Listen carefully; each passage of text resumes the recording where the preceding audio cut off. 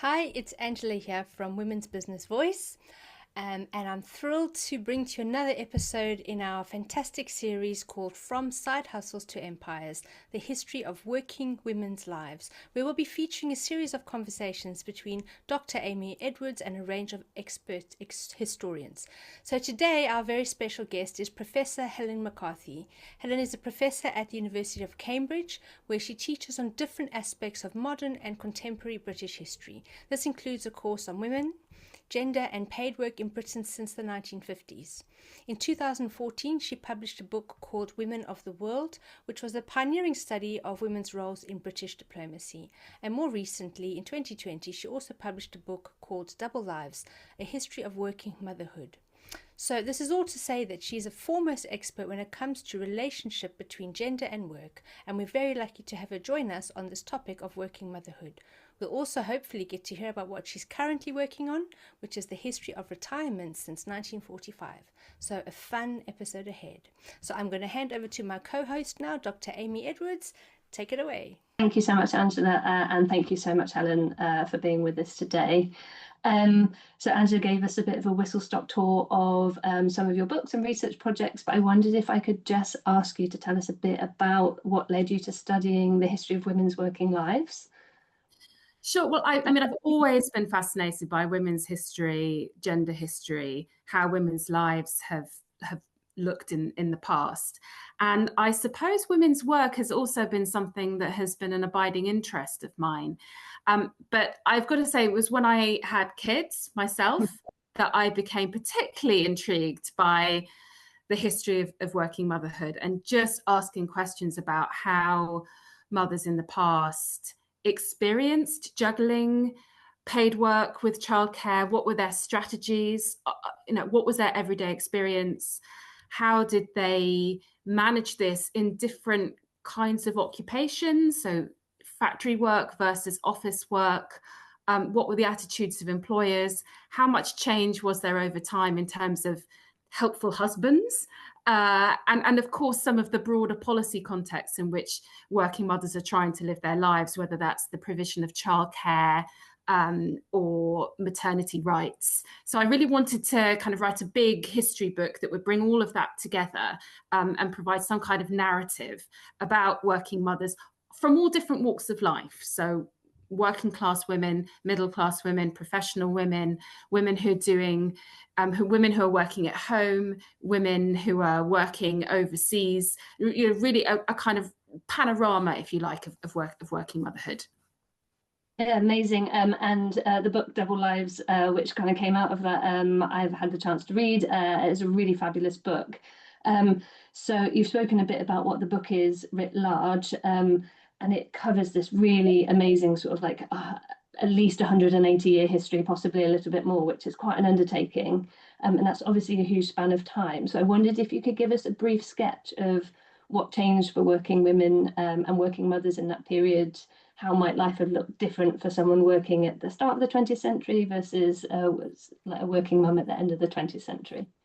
Sure. And actually, I mean, the period covered by the book could have been much, much longer, because I think one of the really important things to say about working motherhood as a subject is that mothers have always worked. Whichever century you're in, wherever you are in the world, you will find mothers engaged in economically productive activity. And before the Industrial Revolution, which is really where my book begins, most of that economic activity is happening in the household. So, which is a site of production. So women are baking, spinning, brewing, they're helping look after livestock, they're bringing the harvest in. And childcare is something that happens as part of that sort of blend of busyness. And what happens in the 19th century is that you have the introduction of the factory system and wage labour, and that separates the home from the workplace. And that's really when the working mother becomes this kind of problematic figure. So to the Victorians, there's this sort of sense that if you've got a society and an economy in which mothers are having to go out to work, there's something has gone seriously wrong, because it's men who should be the providers, who should be the breadwinners, and mothers should be focusing full time on looking after their children and making homes. I mean, what changes in the 20th century, I think, is a number of things. I mean, lots of things, but I think the two things that I would really kind of point to is, first of all, family size. And that might sound like a sort of strange one, but actually the fact that women go from having lots of babies and being pregnant every few years to having just 2 or 3 children, which is pretty much the norm by the 1920s and 1930s, makes a massive, massive difference to their health, and also to their ability to have time for other things, including paid work. So the shrinking of family size is a big change. And having kind of control over your fertility as well, having control over your family size. And then the other big one, which I think changes over the course of the 20th century, is the demand for married women's labour, for the labour of mothers. And this is particularly visible during the 2 world wars, when the state needs to mobilise as many people as possible to produce munitions and to fight the war. And mothers are not exempt from that, so they want to encourage mothers to come into the workforce. And this is when the state actually is willing to pay for things like nurseries, unprecedented. So that's one very visible moment where the labour of mothers is needed. But then in the second half of the 20th century, and I know we'll sort of talk a bit more about this later, with full employment and the economy growing in the 1950s and 60s, employers have no choice but to employ mothers, and they'd rather have full-time workers who don't have children and housework to attend to, but they don't really have much choice. And so then that's when part-time work becomes something that is normal, a normal part of the labour market, and that's hugely consequential for working mothers. Thank you so much. And that was a really wonderful kind of sketch of, like, I guess in some ways like continuities, but these really important kind of shifts in family sizes and the ways that kind of particularly other people view working mothers. So I wondered if you could say a bit more about that, actually. How do the views of like what a working mum is, who they might be, the desirability of working motherhood, how does that change, like amongst the media or politicians? Or I know you talk about sort of experts like sociologists and child psychologists and things like that.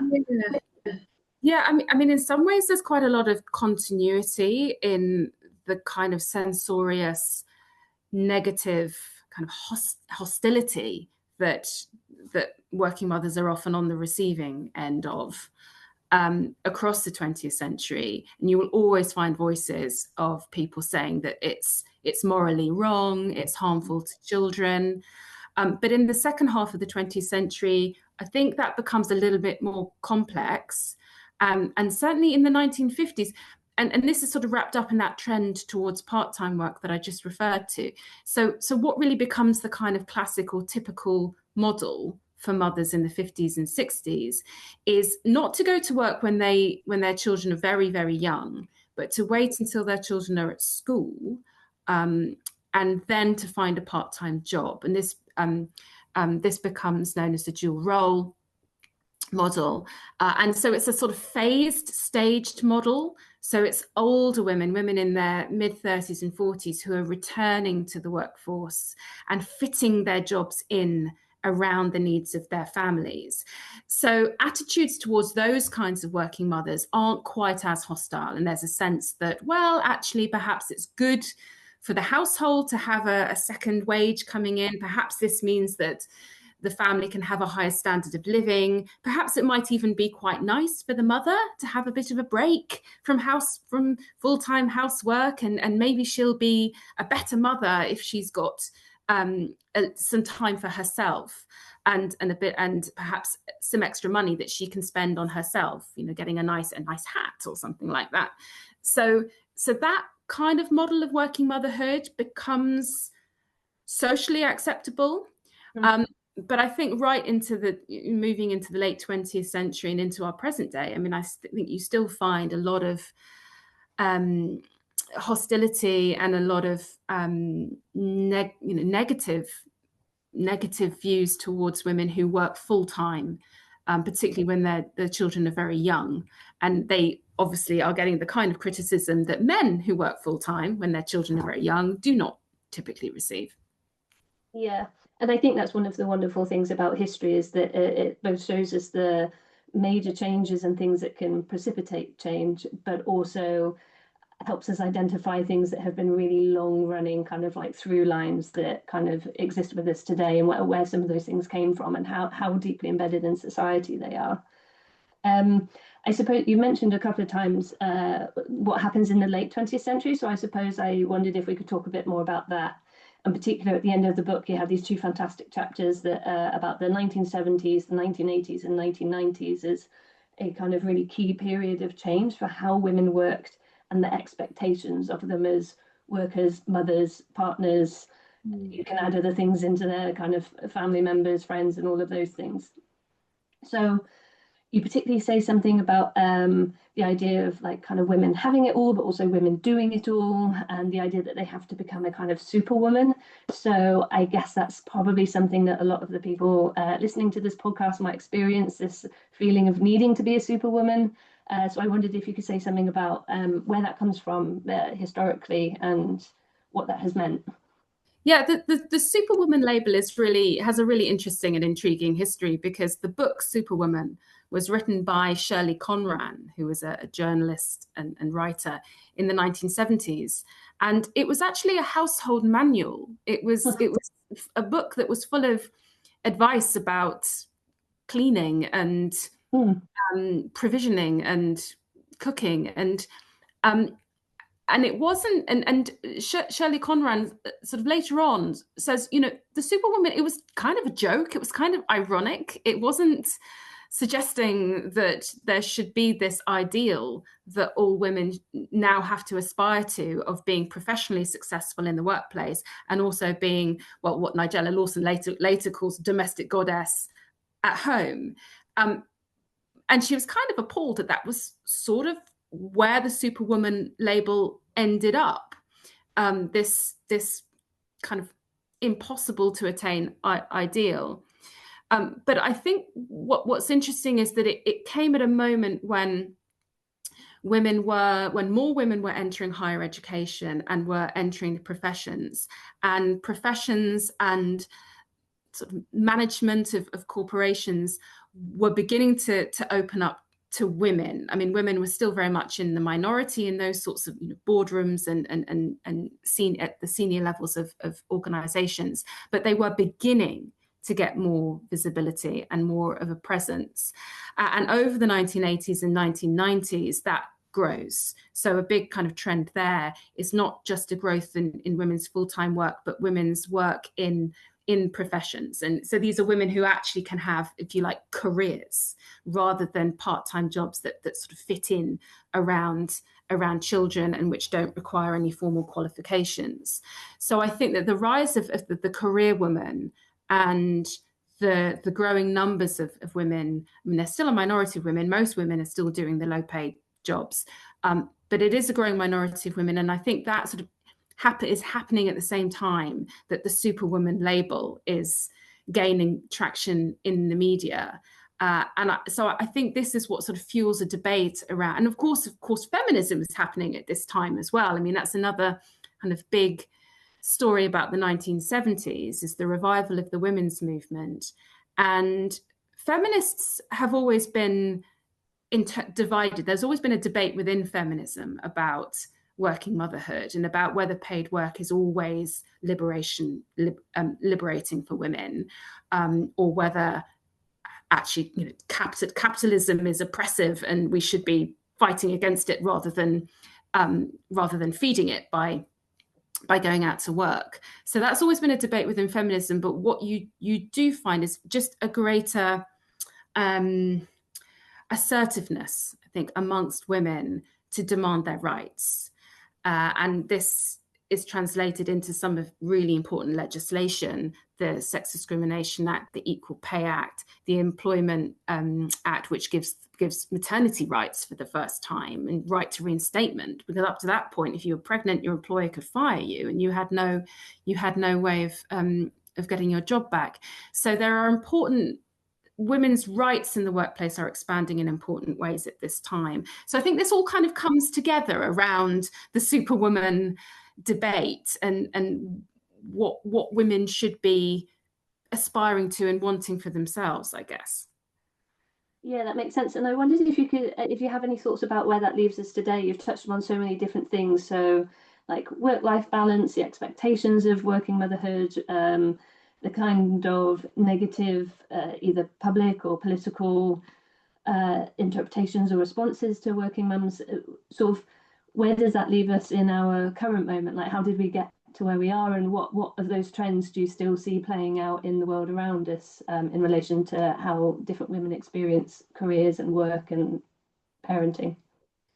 Yeah, I think that in many ways the world we're in now is quite similar, in the sense that working motherhood, mothers going out to work, it's an established trend. It's not going anywhere. I mean, I think it's now reached the sort of women mothers employment rates, I think, have been hovering around 75% for quite a few years now. So I don't think we're going to see any reversal of that. I don't think there's going to be any dramatic change, partly because families actually need two incomes to get by. So I think that working motherhood is very much established. But I do think that that we really kind of saw a lot was exposed by the COVID pandemic. I mean, I think it's hard to talk about where we are now without kind of talking about COVID-19, because what that, I think, really brought home, with all the nurseries closed, with the schools closed, with grandparents not being able to do childcare for their children, for their grandchildren, and what that really exposed was just how deeply entrenched these sexual divisions still are in the workplace and in the home. And there was all sorts of research that was carried out during the pandemic which shows that women where you had fathers and mothers living together with their children and both with jobs, mothers were the ones stepping back, doing the homeschooling, trying to kind of juggle when men would be the ones who could have the study and could work uninterrupted. And a lot of this reflected pay inequalities. So if someone's going to step back, it's going to be the second earner, the person who doesn't earn as much, or the person whose career perhaps isn't the lead career. So that idea that if you've got a two-income family, a two-career family, one of the partners is going to have the lead career. And I think COVID showed how it's still more likely to be the father than the mother. And actually something that kind of is depressing about thinking about the history of working motherhood is how little has changed in terms of men's roles. We have shared parental leave, and obviously there's lots of examples of where fathers have stepped up and have been doing more, and it's kind of more socially acceptable for fathers to be hands-on in looking after their kids. But we haven't seen any really, really dramatic structural change in terms of dads working part-time or dads taking long periods of time out of the workforce in order to do what women have been doing throughout the 20th century. Yeah, and I think, I mean, as you were speaking there, the thing that really struck me was, and the thing that your book does so wonderfully is pull together all those different things that both produce change, but also can sometimes inhibit it or leave these things being really entrenched. So some of it is political change, some of it is cultural change, what is socially acceptable. Some of it is economic, what kind of jobs are available, what kinds of workforce are being employed, what kind of contracts are there. So it's a really kind of complicated beast. So yeah, you did fantastically in the book to handle so much of it over such a long period of time. The one other thing I really wanted to ask you about is, I suppose we've been talking about working lives, but I know your current project is actually looking about what happens after work, and is a thing that is as connected to your working life, even though it's sort of like after work, I suppose, and thinking about histories of retirement, pensions, things like that. Is there anything from your research so far to do with gender, that what the kind of gendered element of that, or what women's experiences of that have been? Anything, I know it might be early stages, but any thoughts you have on that would be super interesting. I mean, retirement is a profoundly gendered subject. Yeah. And when when the kind of the concept of modern retirement as we would understand it, so a period where you transition out of paid work and you have a period of time in later life where you're on a pension and you're no longer working and you've moved from one status to the next. I mean, that concept is very much a male concept. I mean, it was invented in the 19th century, kind of essentially by the civil service. So in Britain, the civil service starts providing pensions at 65 in the 1860s for its male employees who've been there a long time. And this is, and other big corporations follow suit. So by the 1920s and 1930s, if you're a middle-class man in a white-collar job, the chances are that you will get to retire and you'll have some kind of pension. And so that idea that this is a male experience really kind of is very, very entrenched in the 20th century. And the idea that women might retire, that is kind of, well, that's not really retirement. It's not. It's in the sense that that women don't have the same attachment to the workforce and the same commitment to their jobs, and therefore they're not retiring in the way that men retire. And so for a lot of it's sort of, I've been looking at sort of retirement advice literature from the mid-20th century, and women are mentioned, but they're mentioned primarily as wives. So what will the impact of your husband's retirement be on you as a housewife? And it's mainly, oh, he'll be under your feet all the time, and he'll get in the way of your cooking and cleaning and housework, and he'll be a nuisance. So you're going to have to adapt to the presence of your husband all the time. So it's very, very, very gendered. But it's also deeply gendered in terms of pensions, because pensions are something, well, occupational pensions that you get from your employer, you are based on service, are based on contributions. And so women, although obviously women, as we know, have been working, have been part of the workforce right through the 19th and 20th centuries, on the whole, they're not in jobs that have occupational pension schemes attached. And even if they are, employers until the 1970s can exclude them from those occupational pension schemes. They can say, actually, these are only open to men. So there's a huge amount of pension inequality that runs along lines of gender. And the assumption that most policymakers have in this period is that, well, women will rely on the pension income that their husbands have. So there's a sort of very strong kind of assumption that women will be married and will remain married, and that their husbands will share their pension income with their wives. And this affects the state pension as well, because the state pension in this country is based on contributions made through the pay packet. So for a long time, right up until the 1970s, when again feminists started kind of creating, being active on these issues, and things began to change. So now the situation is better, although it's still not great, because if you're taking time out of the workforce to have kids, you're not making pension contributions. So it's a really big issue, actually, in terms of retirement. It's something that men and women have experienced differently. It's something that men and women have been positioned in relation to differently because of different work histories. And there are major inequalities around pension income. Amazing. That's so interesting. And am I to take it that there will be a book about this where we can find out more about it at some point? I will eventually. Yeah. Well, thank you so much, Helen. That was really, really interesting. And especially getting to think about how gender kind of has played out both in working lives, but also past working lives as well. So yeah, I think from my perspective, just say thank you so much for your time and for sharing your research and expertise with us. And then Angela, I don't know if there's anything that you wanted to do to wrap up this episode. Thank you so much, ladies. That was fascinating. And so that's a wrap.